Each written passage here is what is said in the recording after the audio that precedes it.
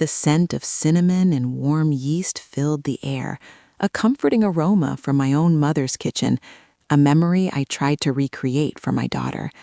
The tray felt heavy in my hands, not from the weight of the porcelain plate of fresh cinnamon rolls or the steaming coffee carafe, but from the effort it took to carry it into that sterile showroom of a living room. Jessica's friends, all looking like they'd stepped out of an Instagram filter, were laughing a little too loudly, their mimosa glasses clinking. My daughter saw me approaching, and the smile on her face tightened, becoming a beautiful, sharp-edged weapon. She intercepted me by the gleaming granite countertop, her hand gently but firmly on my arm, a gesture that looked like affection to her guests, but felt like a shackle to me. "Mom," she whispered, her voice a saccharine sweet poison, "I've asked you not to come out when I have guests. You just don't match the aesthetic. Please, stay in the kitchen." The words weren't shouted. They were a quiet surgical strike, delivered with a perfect smile that never once reached her cold, calculating eyes. I retreated, the swinging door to the kitchen closing behind me with a soft whoosh, silencing the brittle laughter from the other side. My hands trembled slightly as I set the heavy tray down, the clatter of the coffee pot against the counter sounding like a gunshot in the sudden silence. I looked at my reflection in the polished chrome of their ridiculously expensive Sub-Zero refrigerator, the one I helped them get a loan for. I saw what she saw, a woman of 68, with lines etched around her eyes from worry and work, my gray hair pulled back in a simple bun, my hands, which had sewn her prom dress and baked her birthday cakes, now looking worn and old. I was a relic in her museum of a life, a mismatched piece of furniture to be hidden away. The smell of the cinnamon rolls I had woken up at 5 a.m. to bake for her friends suddenly seemed cloying, a simple homemade thing in a world of store-bought perfection and carefully curated falsehoods. The humiliation was a physical thing, a cold knot tightening in my stomach. Leaning against the counter, I looked around the kitchen that had become my cage. It was my daughter's world, but it was built on my foundation, on the life savings I'd poured into her marketing degree, on the sale of my own home after my husband passed. They had called it joining their family, a way to ensure I wasn't lonely. But loneliness in a quiet house is a gentle companion. Invisibility in a crowded room is a slow, soul-crushing torture. Cody's keys to the leased BMW X5, 3 months behind on payments, as I knew from the mail I collected, were tossed carelessly next to a faux leather Chanel bag. They were playing a part, and I was the unsightly stagehand they wanted to keep in the wings. But as I stood there, the warmth of the oven at my back and the chill of my daughter's words in my heart, something inside me shifted. The hurt began to crystallize into something harder, colder. She thought she was dismissing the hired help. She had no idea she was insulting her landlady, and she was about to learn, in the most public way imaginable, the true cost of her aesthetic. It's funny, the things you remember. Standing in that cold, silent kitchen, the ghost of my husband, Richard, felt closer than ever. He was a builder, a man whose hands were as honest as his heart. He built things to last, not to show off. He used to laugh at what he called credit card cowboys, people who built their lives on flimsy foundations of debt just to look important. "Eleanor," he'd say, wiping sawdust from his brow, "wealth whispers, honey. It doesn't scream from an Instagram post." He left me with more than just money. He left me with a philosophy. He left me with 3 apartment buildings in the best parts of Charlotte, solid brick-and-mortar legacies. He left me with a fortune built on sweat and wisdom, a fortune my daughter and her trying to bleed dry with their desperate, screaming performance of success. They had no idea the stage they were performing on.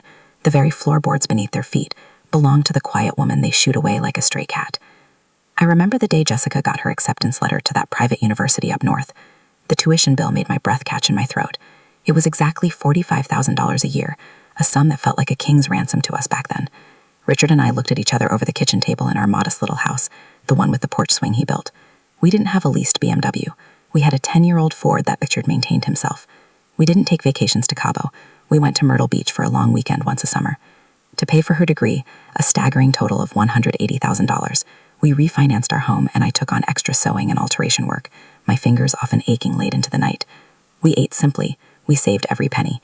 We poured our future into hers, believing we were investing in her happiness.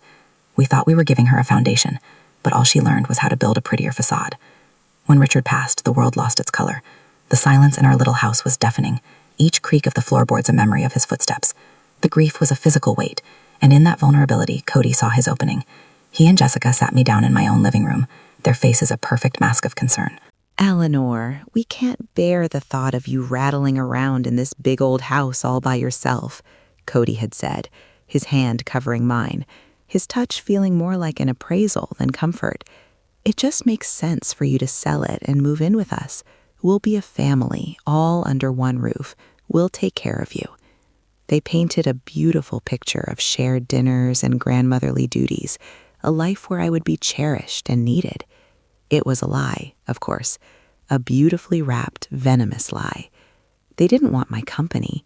They wanted my capital. They wanted the proceeds from the sale of my home. The sale of my house felt like a betrayal of Richard's memory. It was where we had raised Jessica, where every doorway had pencil marks tracking her height, where the scent of his Old Spice still lingered faintly in the closet. I walked through the empty rooms one last time, my hand trailing along the floral wallpaper we'd picked out together. The sale put exactly $450,000 into my bank account, a sum that made Cody's eyes glitter with a frightening kind of hunger.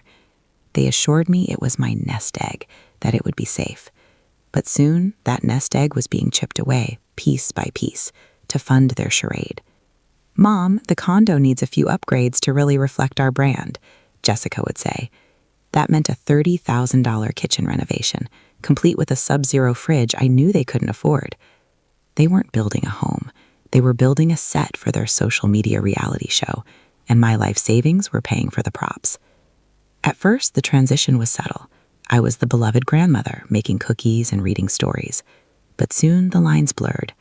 I went from being a resident to being the staff. My days became a routine of their needs, preparing their organic, gluten-free meals because Jessica was on a cleanse, doing their laundry because the delicates couldn't be trusted to a service, handling the dry cleaning, and walking their ridiculously expensive French bulldog, who had more designer accessories than I had shoes. I was the cook, the maid, and the dog walker, all for the price of a small bedroom overlooking the parking garage. The shared family dinners they promised became evenings where I ate alone in the kitchen, listening to them entertain influencer friends in the dining room, my presence not fitting their carefully curated vibe. My role was to be the silent, invisible engine that kept their pretty little fantasy running smoothly. Then came the financial emergencies. It started small. "Mom, we're a little short for the HOA fees this month. Could you spot us the $850?" That was Cody, with a practiced, apologetic smile. Then it was the BMW lease. "The payment is late, Mom. It'll kill our credit score. We just need $1,250 until this big client pays," Jessica would plead, her eyes wide with manufactured panic. Soon I was covering their high-interest credit card payments, a staggering $3,800 on their Amex one month, spent entirely on dinners at trendy South End restaurants and clothes from Nordstrom they wore once for a photo. Each time I transfer the money from the account that held the proceeds from my home. Each transfer felt like I was tearing a page out of the story of my life with Richard, burning it to keep them warm in their cold, hollow world. They called it borrowing, but we all knew it was a one-way street. The casual cruelty was what truly eroded my spirit, more than the chores or the money. It was in the little things. The way Jessica would sigh with exaggerated patience if I asked how her day was. "Mom, I'm trying to decompress. My work is very high stress," she'd say, scrolling endlessly through her phone. It was the way Cody would speak to me in a loud, slow voice as if I were a child, explaining how to use the new smart TV he'd bought with my money. "See, Eleanor, you just press the big red button." They would have conversations in front of me as if I wasn't there, discussing their mounting debts and their schemes to land a whale of a client, all while I scrubbed a pot in the sink just a few feet away. I wasn't a person to them anymore. I was a utility, a resource, and an increasingly inconvenient piece of their past they couldn't quite discard. The final, deepest cut before the incident with her friends was the Alaska trip. Richard and I had always dreamed of taking a cruise to see the glaciers. I had the brochure tucked away, a trip I planned to take on the anniversary of his passing, to feel close to him. I had saved up $15,000 for it, a separate fund just for me. But then Jessica and Cody announced their brilliant new idea, a lifestyle coaching business. They needed a small seed investment for a branding package, a website, and a professional photo shoot. The cost, exactly $15,000. "Mom, this is our future," Jessica had gushed. "This is how we become financially independent and can pay you back for everything." I looked at the picture of the majestic blue glacier in the brochure, then at my daughter's desperate, greedy eyes. I wrote the check. The business, of course, never took off. It was just another expensive costume for their play. I often wondered if they ever felt a flicker of guilt. Did they ever look at my worn hands, the ones that had diapered and fed them, and feel a pang of shame? Or was their gratitude as counterfeit as Jessica's Chanel bag? They saw an old woman, a relic from a simpler time, who didn't understand their modern struggles. They saw a small Social Security check and a savings account they could drain at will. They saw a convenience, a solution to their self-inflicted problems. They never once saw me. They never saw the woman who had sacrificed her own dreams so her daughter could chase a vapid, hollow imitation of one. They never saw the quiet strength forged by a lifetime of hard work and genuine love. They saw a victim, an easy mark. They had no idea they were living in a cage I had built, and I was the only one holding the key. That night, after she banished me to the kitchen, the weight of all those sacrifices, all those little deaths of my own spirit, coalesced into a single hard point of clarity. The $180,000 for her education, the $450,000 from the home my husband built, the tens of thousands I'd given them for their car, their credit cards, their failed business ventures. The years of my life I had spent cooking and cleaning for them, erasing myself so their image could shine brighter. It all added up to a debt that could never be repaid in money. It was a moral debt, a debt of the soul.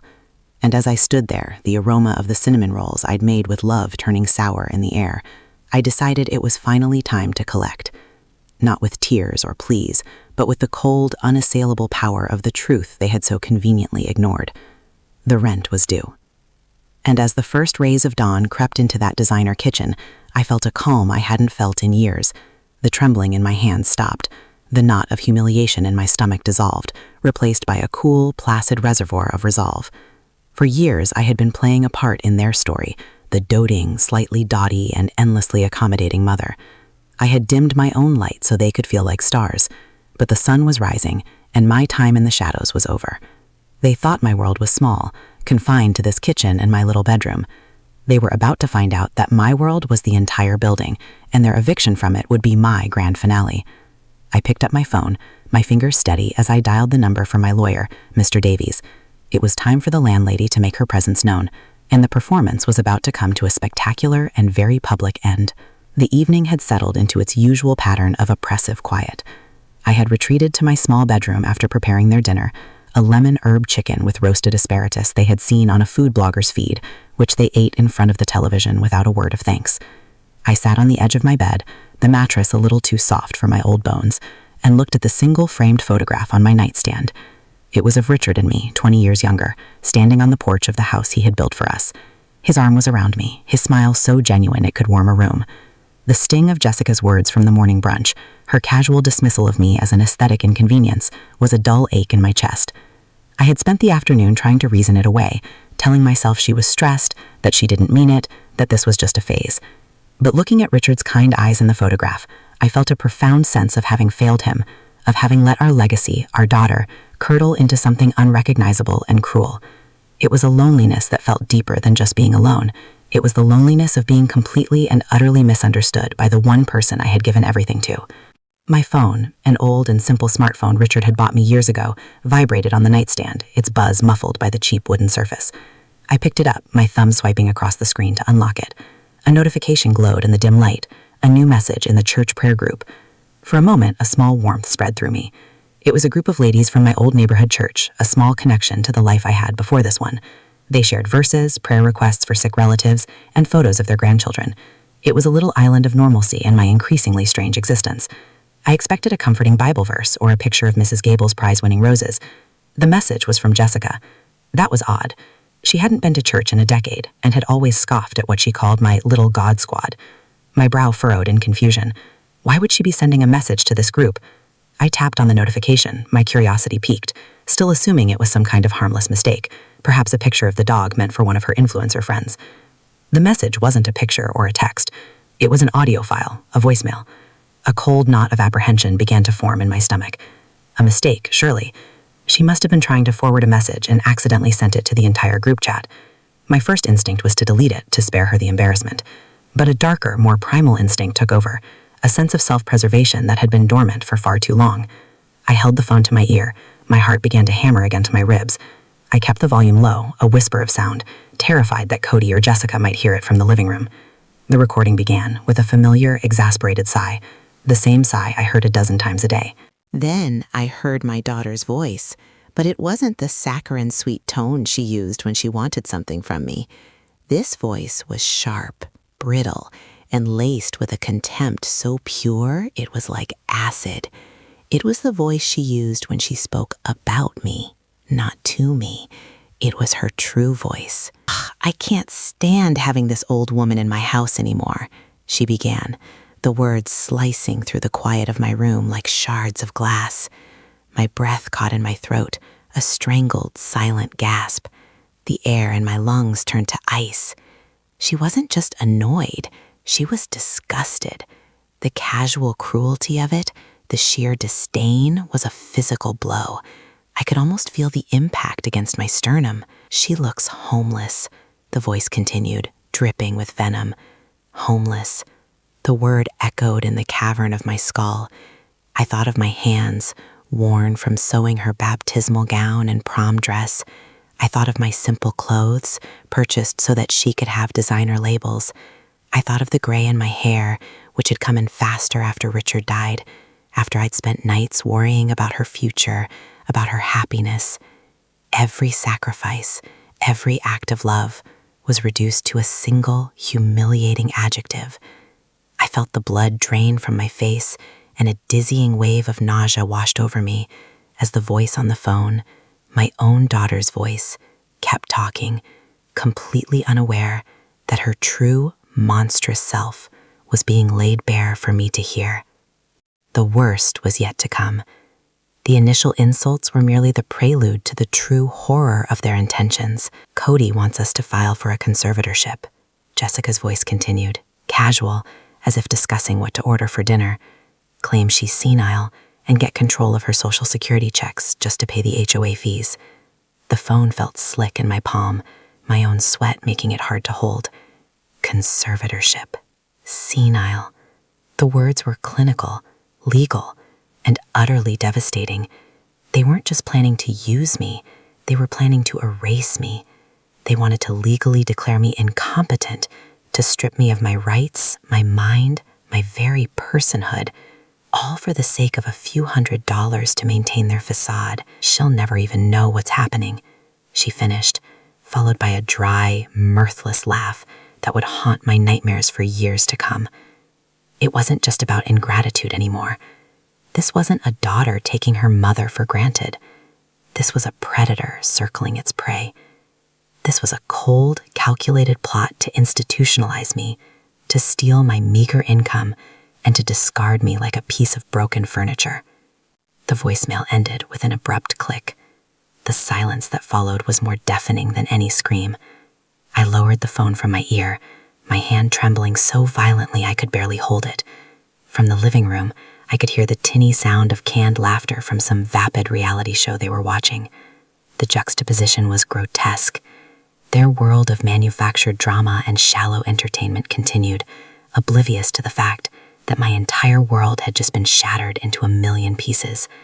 The pain was a living thing inside me, a monstrous creature with claws and teeth, tearing me apart from the inside out. It was a grief so profound, it felt like a second death, that of the daughter I loved, the daughter I thought I knew. The woman on that recording was a stranger, a cold-eyed changeling who had taken my Jessica's place. Every memory of her childhood, every hug, every "I love you, Mom," now felt like a lie, a performance in a long con with me as the unsuspecting mark.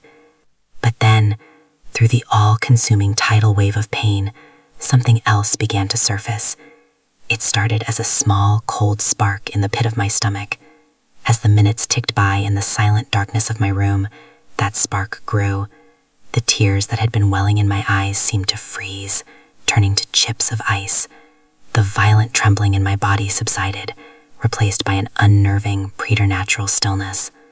I looked up and saw my own reflection in the dark glass of the window. I didn't see a homeless old woman. I didn't see someone senile. I saw Eleanor Vance, the wife of a man who built things to last. I saw the quiet, unassuming woman who owned 3 apartment buildings in the best part of Charlotte. I saw the woman who held the deed to the very floorboards they were sitting on. The grief was still there, a cold, heavy stone in my heart, but it was no longer a paralyzing force. It was becoming fuel, The shock was crystallizing into a diamond-hard resolve. My daughter had made a fatal miscalculation. She thought she was dealing with a dotty old woman. She had no idea she had just declared war on a queen. In that moment, the loving, sacrificial mother I had been for 35 years died. She was a casualty of that 30-second voicemail, murdered by her own daughter's greed and cruelty. In her place, a different woman was born, or perhaps reborn. A woman who understood the cold calculus of power and property. A woman who had been foolish with her heart, but was ruthlessly shrewd with her assets. They wanted to claim I was senile to get my Social Security check. I would show them the full, terrifying extent of my mental clarity. They wanted to control my finances. I would remind them, in the most public and humiliating way possible, that I controlled their entire world. The performance was over. My role as the doting invisible servant had come to its end. The stage was being reset for the final act, and this time I would be the one in the spotlight. My daughter and her useless husband thought they were writing the script. They were about to find out they were merely actors, and their landlady was about to hand them their eviction notice. The time for sorrow was over. The time for strategy had begun. The next morning, I rose before the sun, just as I always did. The echoes of my daughter's voice from that voicemail were a phantom limb, an ache where my heart used to be. But the gut-wrenching sobs I had suppressed in my pillow the night before had washed away the weakness, leaving behind a hard, polished stone of purpose in its place. I would not cry, I would not scream, I would not give them the satisfaction of seeing me broken.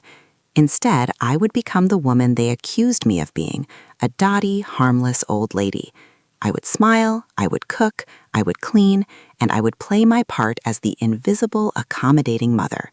They thought they were the directors of this little play, but I was about to become the most convincing actress they had ever seen, all while I dismantled their stage, board by painstaking board, from right under their feet. The game had begun, and they wouldn't even know they were players until the checkmate was called. I carried their breakfast tray into the living room, my hands perfectly steady. On the plate were avocado toasts with everything bagel seasoning, just the way Jessica liked them for her Instagram stories. "Good morning, you two," I chirped, my voice a note higher than usual, a perfect imitation of cheerful servitude. Jessica barely looked up from her phone, offering a distracted grunt. Cody, however, gave me a patronizing smile. "Morning, Eleanor. Smells great." I placed the tray on the marble coffee table, the one they'd bought with a $4,000 loan from me. "I was thinking of making that pot roast you love for dinner tonight, Jessica," I added, my tone dripping with manufactured affection. She finally glanced at me, a flicker of surprise in her eyes at my sudden pleasantness. "Oh, yeah, sure, Mom, that'd be fine." They saw my smile and my offering of food, and their suspicion, if they had any, dissolved. They saw what they wanted to see, the compliant, simple-minded utility they could continue to exploit. Later that morning, I put on my worn walking shoes and a simple cardigan. "I'm going to meet Martha from the church group for a walk around the park," I announced, grabbing my old purse. It was the perfect alibi. They believed my world was a small, predictable orbit of church ladies and grocery runs. Cody just waved a dismissive hand from the sofa, already engrossed in some video game on his laptop. The freedom of walking out that door unburdened by their immediate presence was intoxicating. I didn't go to the park. I walked to my 10-year-old Buick sedan, a car Richard had paid for in cash, a car that represented the quiet, solid reality of my life. The engine started with a familiar, reliable rumble. As I pulled out of the parking garage, I glanced at their gleaming, leased BMW X5. It looked like a beautiful, expensive trap, and I felt a grim satisfaction knowing the jaws were about to spring shut. My destination wasn't a park. It was the downtown branch of Bank of America. My financial advisor, David, was a kind young man who had taken over the practice from his father, a man who had been Richard's trusted friend. He greeted me with a warm smile, but his expression turned to one of concern as I laid out my instructions. "Eleanor, are you sure about this?" he asked gently, looking over the documents. I was instructing him to liquidate $250,000 from a mutual fund and deposit it into a brand new checking account, an account solely in my name, with statements sent to a P.O. box I had already secured. "I am absolutely certain, David," I said, my voice leaving no room for argument. I signed the papers, my signature firm and clear. It wasn't the hand of a senile old woman. It was the hand of a CEO securing her assets before a hostile takeover. The money wasn't just a safety net, it was a war chest. It was the ammunition I would need to reclaim my life from the thieves who were sleeping under my own roof. From the privacy of my car in the bank's parking lot, I made the second call. My fingers felt steady as I dialed the number for Mr. Davies, our family lawyer for over 30 years. His voice was the same as I remembered, a deep and reassuring baritone. "Eleanor, how are you? It's been too long." I didn't waste time on pleasantries. "I'm well, thank you, Howard. I need you to do something for me. I need you to draw up a formal eviction notice." There was a pause on the other end of the line. "An eviction? For which property?" he asked, his professional curiosity piqued. "For Unit 4B at the Grandview," I said, my voice as cold and clear as ice. "The tenants are Jessica and Cody Miller." The silence that followed was heavy with his unspoken questions, but to his credit, he didn't ask. "Of course, Eleanor. 30 days notice effective immediately. I'll have it drafted this afternoon." When I hung up, the feeling wasn't sadness. It was the clean, sharp click of a lock falling into place. My next stop was back at the apartment building, but I didn't go up to the 4th floor. I went to the small maintenance office in the basement, where I knew I would find Frank, the superintendent. He was a good man, his face a roadmap of 50 years of hard work, and he'd been fiercely loyal to my family ever since Richard gave him this job 2 decades ago. He saw me, and his face broke into a genuine smile. "Mrs. Vance, what can I do for you?" We spoke in hushed tones next to a humming boiler. "Frank, I need a favor, and it must remain between us." He nodded, his expression serious. "I have reason to believe the lease payments on the BMW X5 and Space 32 are severely delinquent. The repo man will be coming for it soon. When he does, I need you to call me the moment he enters the property. Do not engage. Just call me." He looked at me, a deep understanding in his kind eyes. He'd seen how they treated me. "You can count on me, Mrs. Vance. Absolutely." Before leaving, I played my next card. "One more thing, Frank. The penthouse unit, PHA, it's still vacant, isn't it?" He confirmed it was, awaiting a minor kitchen renovation before being listed. "The management company has asked me to do a preliminary inspection." I lied smoothly. "Could I have the keys for a few days?" He didn't question it, simply retrieving the keys from a lockbox and handing them over. Riding the elevator to the top floor felt like an ascent to a different world. I unlocked the door and stepped inside. The apartment was vast and empty, with floor-to-ceiling windows that offered a breathtaking panorama of the Charlotte skyline. It was my secret command center, my fortress of solitude, high above the battlefield. From here, I could see everything. I could look down upon the life they thought they controlled, a life built on a foundation they never knew belonged to me. The power of that perspective was dizzying. My final mission for the day was one of personal transformation. I drove to the South Park Mall, bypassing the flashy, trendy stores my daughter favored, and walked directly into Nordstrom. For years, my wardrobe had consisted of practical, comfortable clothes that were easy to clean after a day of cooking and tidying up after them. Today, I was buying armor. I didn't look at price tags.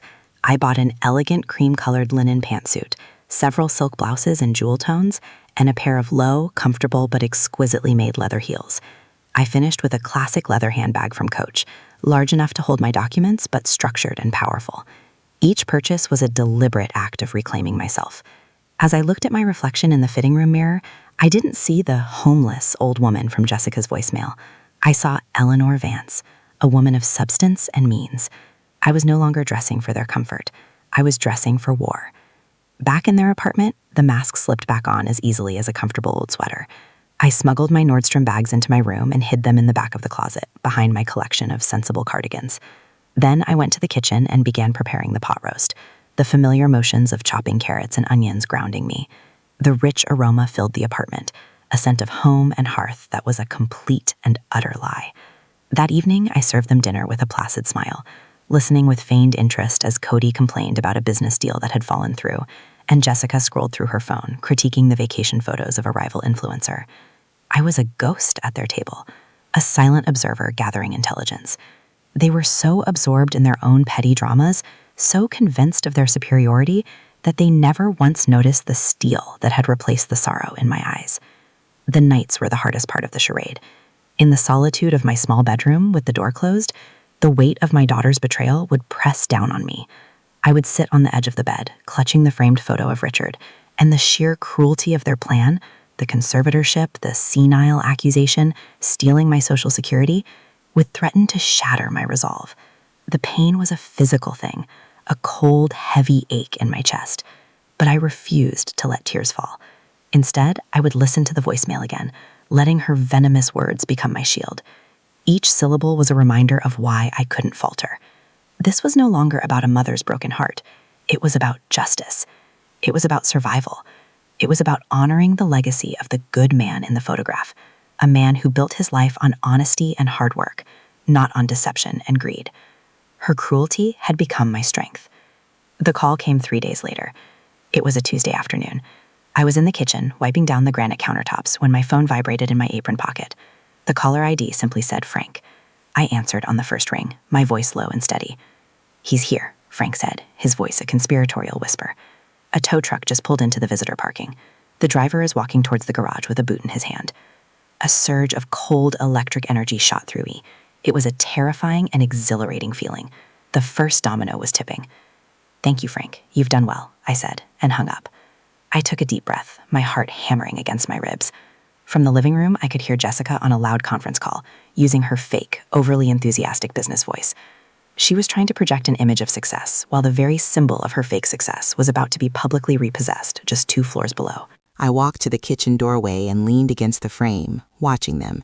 Cody was pacing back and forth, agitated about some bill, while Jessica gestured emphatically, selling her non-existent life coaching services to some poor soul on the other end of the line.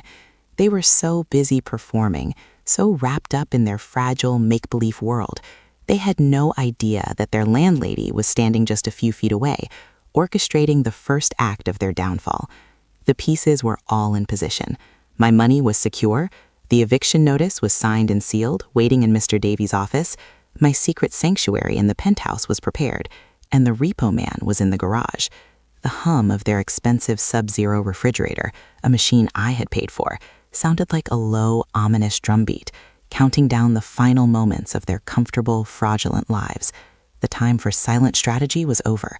The time for confrontation was about to begin. The days that followed were a masterclass in deception, a quiet, deadly performance of which I was the sole star, and an audience of 2 remained blissfully unaware. I became the woman they wanted me to be, compliant, forgetful, and utterly defeated. I hummed old hymns while I cooked their gluten-free pasta. I smiled vacantly when Cody explained for the 3rd time how to operate the remote control, and I asked Jessica about her clients with a feigned motherly interest that seemed to soothe her monstrous ego. Their arrogance swelled to fill the space my spirit had seemingly vacated. They began leaving their expensive messes for me with a new level of entitlement, speaking about their financial plans in front of me as if I were a piece of furniture, a simple appliance that existed only to serve them. They saw my subservience as their victory, a sign that my will had finally eroded. They had no idea they were merely fattening themselves up for the slaughter. Their confidence, the very bait I was using to lure them into my carefully constructed trap. Each night, my true self would emerge.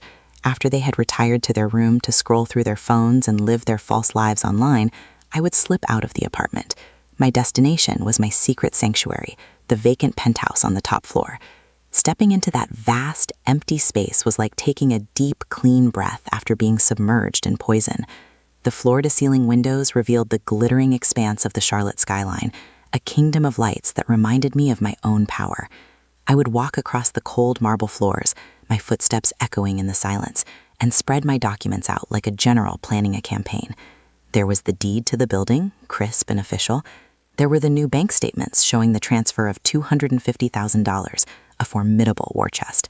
And there was the draft of the eviction notice Mr. Davies had emailed me, its legal language a cold, beautiful poetry of retribution. This was my command center, high above the battlefield, where the dotty old woman from downstairs died every night, and a queen plotted her reclamation. In the solitude of the penthouse, I would also undergo a physical transformation.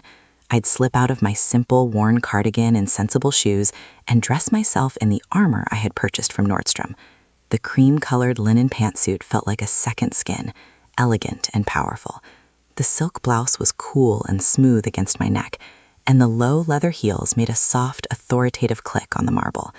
I'd stand before the vast, dark windows, seeing not the city lights but my own reflection, a woman I hadn't seen in years, a woman of substance, of means, of unshakable resolution.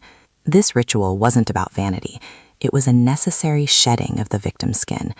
I had to remember who I was before I could remind them. I was not the homeless woman from Jessica's voicemail. I was Eleanor Vance, the owner of this entire building, and I was dressing for the role I was about to reclaim with absolute finality. To hasten their downfall, I needed to make them desperate.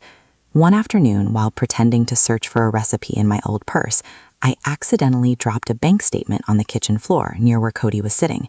It was a statement from my old savings account, the one they had systematically drained for their car payments and expensive dinners. The balance was shockingly low, less than $1,000. I made a great show of snatching it up, my face a mask of flustered embarrassment. "Oh, my goodness, just old papers," I stammered, quickly stuffing it back into my purse. I saw the look that passed between him and Jessica. It was a flicker of predatory panic. They believed the well was running dry. The thought that there might be nothing left for them to take spurred them into a new, more aggressive phase of their plan. Their window of opportunity was closing, and they were about to be very, very reckless. Condescension quickly curdled into something more sinister. He began a campaign of psychological warfare, designed to build a case for my supposed senility. "Eleanor, did you forget to turn off the stove again?" he'd ask when he had been the last one in the kitchen. He'd hide my reading glasses and then find them for me, tutting about my forgetfulness. "Mom, are you feeling all right?" "You seem a little confused today," Jessica would chime in, her voice dripping with fake concern that was more chilling than any overt anger. They were building their narrative, brick by brick, right in front of me. I played my part with devastating precision. I would appear flustered, confused, and increasingly dependent. I would thank Cody for his help, my voice trembling slightly. Each time they patronized me, each time they tried to gaslight me into believing my own mind was failing, they hammered another nail into their own coffin, completely oblivious to the fact that I was the one holding the hammer. Jessica, believing my submission was complete, became insufferably smug. Her victory seemed assured. I was in the laundry room one evening, folding their ridiculously expensive athleisure wear, when I heard her on the phone in the living room, her voice loud and triumphant. "No, it's fine, Brandy. She's finally getting it," she bragged to her friend. "She's so much more manageable now. Cody thinks we can probably move forward with the paperwork next month. It's for her own good, you know. She just can't handle her affairs anymore." A wave of icy calm washed over me. There was no pain, no sting of betrayal. There was only the clean, sharp certainty of a predator watching its prey wander deeper into the snare. She was so convinced of her own cleverness, so blinded by her greed, that she was announcing her plans for my demise just a few feet from where I stood. I folded a pair of her Lululemon leggings with meticulous care, a small, grim smile touching my lips in the dim light of the laundry room. The night before the final act, I orchestrated a last supper. I spent the entire afternoon preparing the pot roast they both loved, the one Richard had taught me how to make. The apartment filled with the rich, comforting aroma of slow-cooked beef and rosemary, a scent of home, of family, of a love that was now a complete and utter fiction. I set the table with their best dishes and lit candles. They were thrilled, seeing it as a sign of my gratitude, of my final, unconditional surrender. They opened a bottle of Cabernet Sauvignon that cost over $80, a final indulgence charged to a credit card I knew was already maxed out. They toasted to new beginnings and family, their laughter echoing in the dining room. They were celebrating their imminent triumph, feasting at the table of the woman they were planning to betray, utterly unaware that they were the fatted calves and the butcher was sharpening her knives. I woke the next morning before dawn, the air in the apartment feeling heavy and still, like the moment before a thunderstorm breaks. The anticipation was a living thing inside me, a coiled serpent in my stomach. I went through my morning rituals with a preternatural calm, my movements precise and deliberate. I made their coffee, a dark, bitter roast, and set out their artisanal bread and organic jam. I was an actress on opening night, every nerve ending tingling, every sense heightened. I put on my simple house dress and apron, the costume for my final performance as the dotty, harmless mother. I glanced at my phone, which I had placed face up on the kitchen counter. Any moment now, Frank would call. Any moment now, the carefully constructed stage would be set, the lights would come up, and the show would begin. I felt no fear, only a profound and chilling sense of inevitability. The day of reckoning had arrived. Just as I had anticipated, their carefully manufactured world began to crack. Cody came storming into the kitchen, his face pale with panic, a notice from the BMW leasing company clutched in his hand. It was a final warning, printed on bright red paper. "Eleanor, we have a huge problem," he said, his voice a low, threatening growl. Jessica was right behind him, her face a blotchy mask of terror. "The payment, Mom, it's for the car. They're going to take it. It will ruin us. Our credit, our reputation, everything." They cornered me against the sink, their bodies physically blocking any escape. "You have to help us," Jessica pleaded, her voice cracking. "Your savings. You have to give it to us, now." It wasn't a request. It was a demand. They stood before me, two desperate, entitled predators, their fangs bared, moving in for the kill. They had walked right into the center of my web, and they were about to feel the first tug on the silk. And then, as if on cue from a divine director, my phone began to vibrate on the granite countertop. The sound cut through their frantic demands, sudden and sharp. They both fell silent, their eyes darting to the glowing screen. The name Frank Superintendent was displayed in clear, bold letters. I let it vibrate for another second, savoring the pure theatrical perfection of the moment. I slowly wiped my hands on my apron, my movements unhurried, and picked up the phone. I didn't look at them. My eyes were fixed on the window, on the clear blue Carolina sky. A slow, genuine smile spread across my face, the first they had seen in months that wasn't born of fear or subservience. This was the smile of a queen. "Hello, Frank," I said, my voice as calm and cool as a winter morning. "Tell me, is it done?" The trap had been sprung. The curtain was rising on the final, devastating act of their lives. From Frank's end of the line, I heard the satisfying clank of heavy machinery, the sound of a world being righted. A quiet, grim smile touched my lips as I ended the call and placed the phone back on the counter, a silent monument to their impending doom. The air in the kitchen was thick with their panic, a fetid combination of fear and entitlement. They stared at me, their faces contorted with a desperate, ugly need.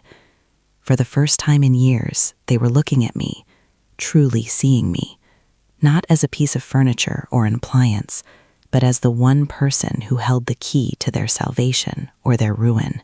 They had no idea that the choice had already been made, not by me, but by their own monstrous actions. The silence stretched, taut and agonizing, a prelude to the symphony of their destruction, which I had so meticulously composed. Cody was the first to break, his voice a low, threatening growl that was meant to intimidate, but only betrayed his profound terror. What was that? Who was that? He demanded, his face a blotchy canvas of rage and fear. He lunged forward, snatching up the red-lettered notice from the BMW leasing company that he had thrown on the counter. He waved it in my face, the paper crinkling with the force of his trembling hand. "This, Eleanor, this what matters. They've put a boot on the X5. Do you understand what that means? Our FICO score will be destroyed. Everything we've built will be gone." He spat the words "we've built" as if he had laid a single honest brick in his life, as if his entire existence wasn't a precarious house of cards constructed with my money and my silent, unthanked labor. I simply looked at him, my expression placid, my silence a wall he could not breach. Jessica, ever the actress, dissolved into a performance of theatrical despair. Her carefully constructed mask of the successful lifestyle coach crumbled, revealing the terrified, grasping child beneath. "Mom, please," she wailed, her hands clutching at my apron, her nails digging into the simple cotton fabric. "You have to do something. That little savings account you have, the one you've been hiding from us, we need it, all of it. It's only about $10,000, isn't it? It's enough to get the boot off and make the back payments." Her voice was a desperate, ugly whine, the sound of a spoiled brat demanding a toy. The casual way she dismissed my life savings as a little sum, the absolute certainty in her voice that it existed for her to plunder, was the final, damning piece of evidence in a trial that had long since reached its verdict. I remained still, a rock against which their frantic waves of panic crashed and receded. I let them exhaust themselves, their demands growing more shrill, their accusations more vile. They circled me like wolves, their eyes gleaming with a predatory light, convinced that if they just pushed hard enough, snarled loud enough, the old, weak woman they had so carefully cultivated would finally break and give them what they wanted. But the woman they were seeing was a mirage. The real me, the one forged in the crucible of their betrayal, was watching them from a great, cold distance, a clinical observer cataloging the death throes of two parasites who had finally been severed from their host. The scent of their expensive coffee, brewing in a machine I had paid for, filled the air with a bitter, ironic perfume. Cody, realizing his feigned authority was having no effect, finally let his true, monstrous nature show. He jabbed a finger towards my face, his own contorted with a terrifying, impotent rage. "Listen to me, you ungrateful old woman," he snarled, the words echoing the cruelty from Jessica's voicemail. "You have an obligation to help us. We are your family. Either you go to the bank right now and co-sign a new loan for us, or I swear to God, we will have you committed. We will tell everyone you've lost your mind. We will get that conservatorship, and we will take everything." The threat hung in the air, naked and vile. It was the endgame they had planned all along, now spoken aloud in a desperate last-ditch effort to terrify me into submission. He thought he was delivering a death blow. He had no idea he was reading his own eulogy. In that moment, watching the ugly venom spill from his mouth, any last lingering ember of maternal affection I might have held for my daughter turned to ash. I saw them for what they were, not my child and her husband, but two hollow, grasping creatures, devoid of empathy, gratitude, or love. They were thieves of the highest order, attempting to steal not just my money, but my home, my freedom, and my very identity. The pain that had been my constant companion for months simply vanished, replaced by a profound and cleansing cold.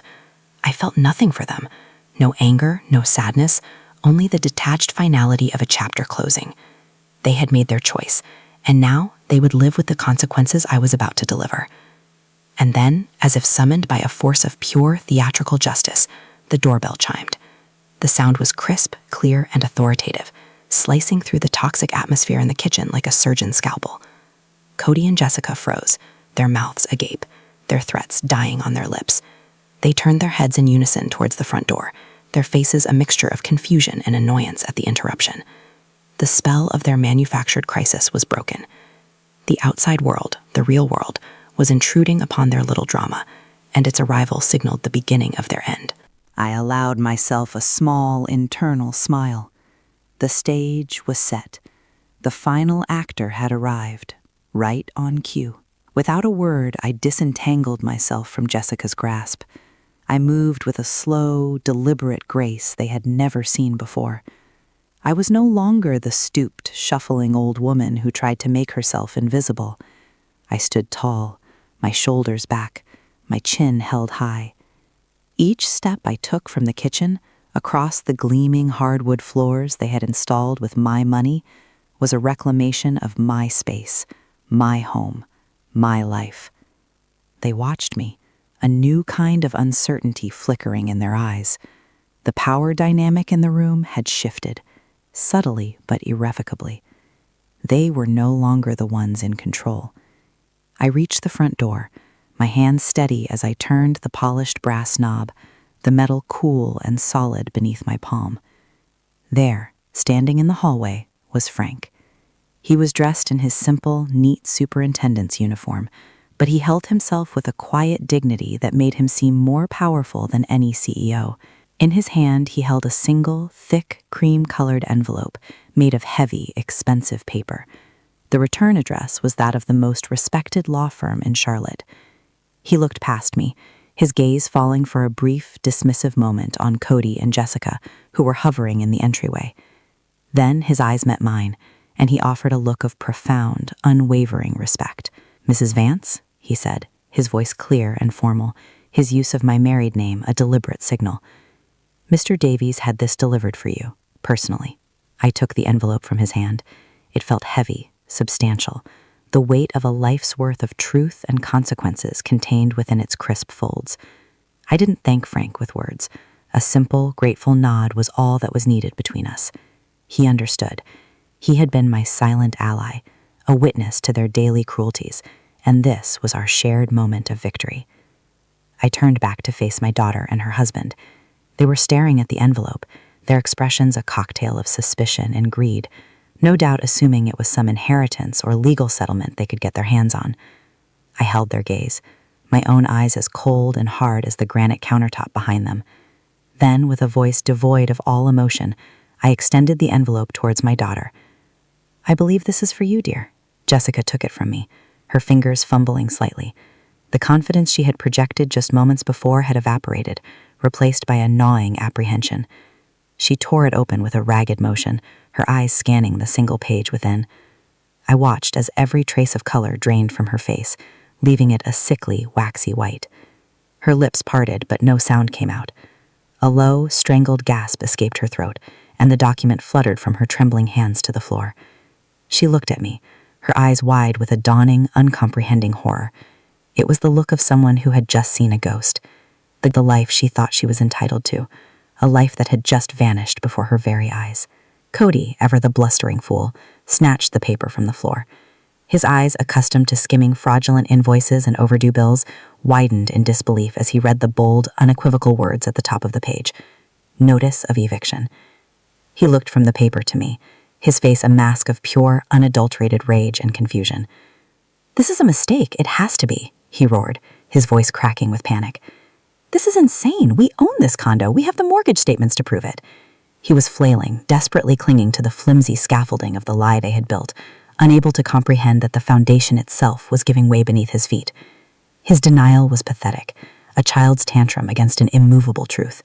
I let his words hang in the air for a moment, savoring the sweet, pathetic music of his desperation.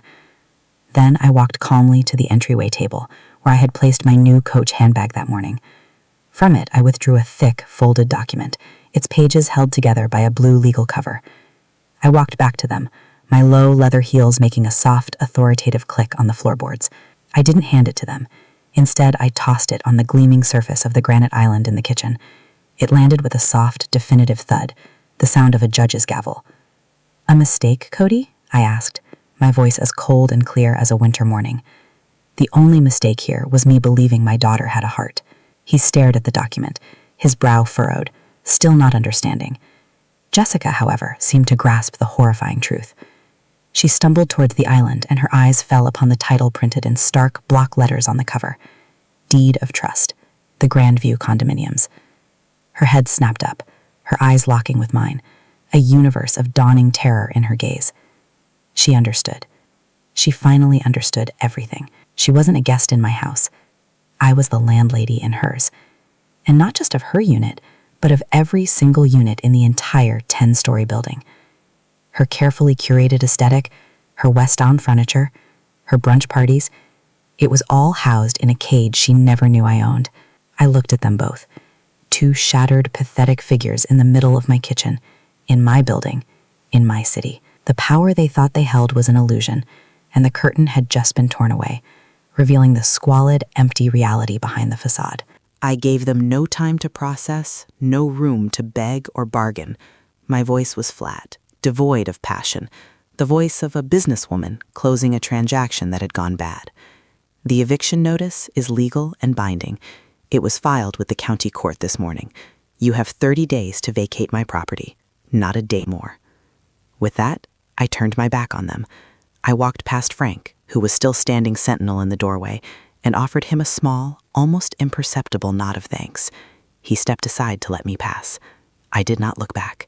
I did not need to see Jessica's false tears or hear Cody's impotent, sputtering rage. Their chapter in my life was over. As I walked down the quiet, carpeted hallway towards the elevator that would take me up to my penthouse, to my new life, I felt no elation, no joy, no vengeful thrill. I felt only the profound, cleansing, and utterly satisfying peace of a long overdue debt finally being paid in full. Justice had been served, not with a scream, but with the quiet, undeniable authority of a signature on a deed. The 30 days that followed were a masterclass in silence. I never spoke to them again, not a single word. From my penthouse sanctuary, I'd watch them through the large picture windows, two ghosts haunting an apartment that was no longer theirs. I saw the arguments, the frantic packing, the way Cody would throw things into boxes with a violent rage, while Jessica would simply sit on the floor and weep, not with remorse, but with the self-pity of a dethroned princess. They tried to sell their West Elm furniture online, but the pieces were cheap imitations of quality, and they got pennies on the dollar. Each moving truck that pulled away, carrying a piece of their fraudulent life, felt like a small, necessary surgery, excising a cancer from my own. I did not interfere. I did not offer help. I simply observed, a silent, unseen landlady watching the slow, methodical dismantling of a lie. The quiet was more damning than any argument I could have ever made, a constant, suffocating reminder of their absolute and total defeat. On the final day, I sat on my knee balcony, a comfortable wicker chair positioned to give me a perfect, unobstructed view of the building's entrance. The morning sun was warm on my skin, and the Chardonnay in my glass was a crisp, cool note of victory from a small vineyard in Napa Valley. Below, the scene was almost pathetic. Their U-Haul was too small, and their remaining possessions spilled onto the sidewalk. Jessica, her face blotchy and swollen, struggled with a box of kitchenware, dropping it with a clatter of cheap broken plates. Cody, his face a mask of thunderous shame, was trying to cram a faux leather headboard into the back of a beat-up, decade-old Ford Focus he had apparently borrowed from a friend. Neighbors I'd known for years would walk by, their gazes a mixture of pity and curiosity. They were no longer the glamorous influencers of Unit 4B. They were just another sad story of people who had lived far beyond their means. The sound of ice clinking in my glass was the only applause for the end of their performance. Frank told me later where they had landed, a cramped one-bedroom apartment in a rundown complex on the other side of town, the kind with thin walls and the constant smell of boiled cabbage in the hallways. Their FICO scores, as Cody had so feared, were in ruins. The repossession of the BMW was just the beginning. The credit card companies, no longer placated by my money, had descended like vultures. Their lifestyle coaching business vanished from the internet overnight, its Instagram page a digital graveyard of their former lives. Frank said he'd heard from a delivery guy that they fought constantly, the sound of their screaming matches a new form of entertainment for their neighbors.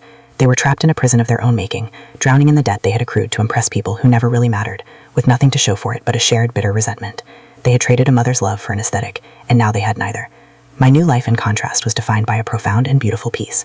I hired a designer, a lovely woman in her 70s with impeccable taste, and together we filled the penthouse not with trendy, disposable furniture, but with solid, timeless pieces made of real wood and fine fabrics. We found a beautiful walnut dining table, big enough to host the ladies from my real church group, the ones who had been my friends for 40 years. I started a small container garden on the balcony, my hands finding joy in the simple act of nurturing life, of coaxing cherry tomatoes and fragrant basil from the soil. Every morning I would wake not to the sound of their demands, but to the gentle light of the sunrise painting the Charlotte skyline in hues of rose and gold. I was no longer an invisible servant in someone else's house. I was the queen in my own castle, and the silence was no longer oppressive, but a soothing balm to my soul. Frank became more than a superintendent, he became a friend. He would bring my mail up to the penthouse himself each afternoon, and we'd stand on the balcony for a few minutes, talking about the weather or the new tenants who had moved into Unit 4B, a quiet, lovely couple, both school teachers. He never spoke directly about Jessica and Cody, but the respect in his eyes was a constant affirmation of the choice I had made. He had been a silent witness to my humiliation, and now he was a witness to my liberation. One afternoon, he brought me a small, potted orchid. "Richard always said you had a green thumb, Eleanor," he said with a small, kind smile. That simple gesture of remembrance, of acknowledging the woman I had always been beneath the role I had been forced to play, meant more to me than all the expensive, empty gifts my daughter had ever given me. With my finances firmly and solely under my control, I sat down with David, my financial advisor. The feeling of seeing those statements with my name and my name alone on them was a quiet, powerful thrill. We restructured my portfolio, moving assets into more stable, long-term investments. But I knew I wanted to do more than just accumulate wealth. I wanted to build a legacy, a real one, not the kind that is curated for social media. On what would have been Richard's 70th birthday, I established the Richard Vance Memorial Scholarship, a fund dedicated to helping young people from underprivileged backgrounds attend trade schools to become builders, carpenters, and electricians, the kind of honest, hardworking people he had always admired. My money was no longer being bled away to fund a fantasy. It was being planted like a seed, destined to build something real, something that would last. Do I miss my daughter? The question is more complicated than a simple yes or no. I miss the little girl with pigtails who believed I was the strongest person in the world. I miss the teenager I taught to drive in our old Ford sedan. I mourned that version of Jessica, the one who existed before the world convinced her that a person's worth was measured in brand names and follower counts. But the woman who banished me to the kitchen, the stranger who plotted to have me declared senile for the price of her HOA fees, I feel nothing for her but a distant clinical pity.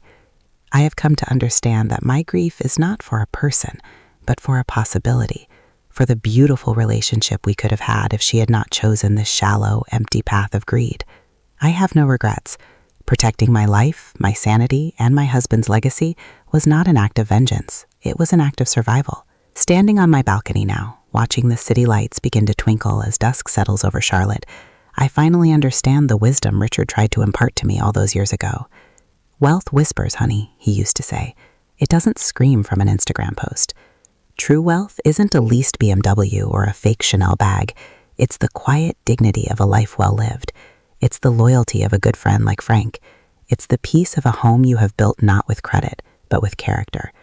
My daughter and her husband were so busy screaming their success to the world that they never heard the quiet whisper of their own downfall.